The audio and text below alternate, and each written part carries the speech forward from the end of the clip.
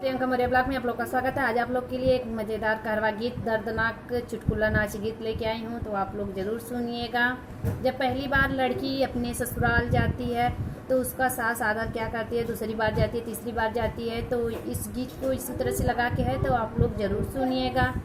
सुन ले तू ससुरे का हाल बहनी दीदी हो, सुन ले तू ससुरे का हाल बहनी दीदी हो।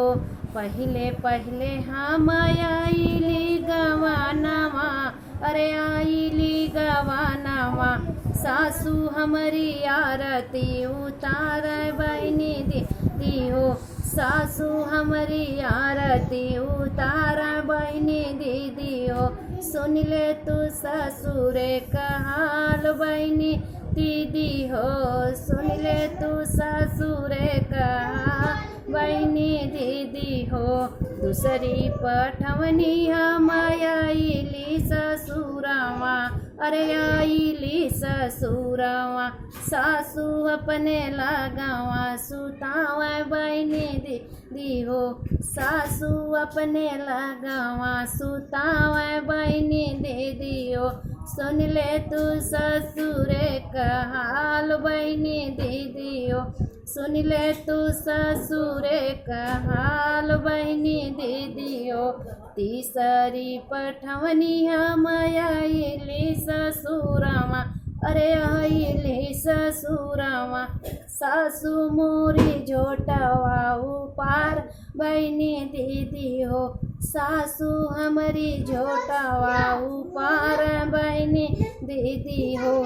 सुन ले तू ससुरे का हाल बहनी दीदी हो, सुन ले तू ससुरे का हाल बहनी दीदी हो।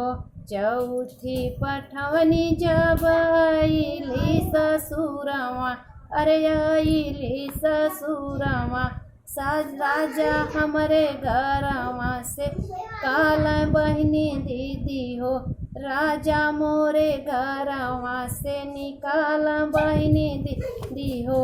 सुन ले तू ससुरे का हाल बहनी दीदी हो, सुन ले तू ससुरे का हाल बहनी दीदी हो।